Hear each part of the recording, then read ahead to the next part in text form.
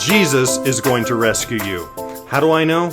Well, as Jesus looked forward to the darkest time in human history, the end of the world, he said to his disciples in essence, cheer up, I'm going to deliver you. I've got this thing. I'm going to be near you. I'm going to turn it around. And if he can say that to that group of people at the end of time, I know he can take care of you today. This is June 28th, and I'm Virgil Koval, and this is Power to Serve Today, a daily devotional from the book My Life Today. Our topic today is Weep Not, and our text comes from John 20, verse 15. Very short, Why weepest thou? Often the disciples repeated the words, we trusted that it had been him which should have redeemed Israel. Lonely and sick at heart, they remembered the words, if they do these things in the green tree, what shall be done in the dry? They met together in the upper chamber and closed and fastened the doors, knowing that the fate of their beloved teacher might at any time be their fate also. And all the time they might have been rejoicing in the knowledge of a risen Savior. In the garden, Mary stood weeping when Jesus was close beside her.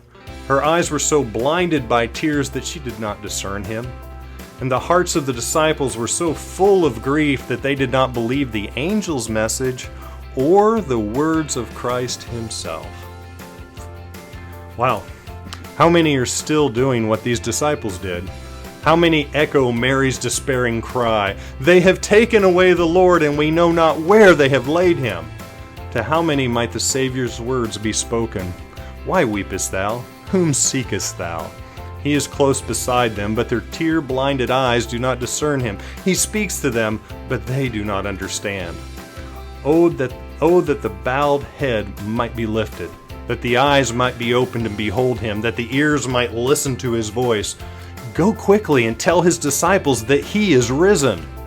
Mourn not as those who are hopeless and helpless. Jesus lives, and because he lives, we shall live also.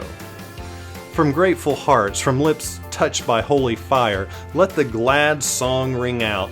Jesus is risen. He lives to make intercession for us. Grasp this hope, and it will hold the soul like a sure, tried anchor. Believe, and thou shalt see the glory of God. Our promise comes from Luke 21, verse 28.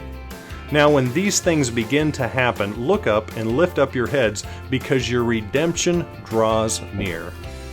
This is Virgil Koval, and here I am in my office at the Kansas-Nebraska Conference of Seventh-day Adventists, and I want to remind you today, seek the face of Jesus in the pitch dark of life, and I know you will find light.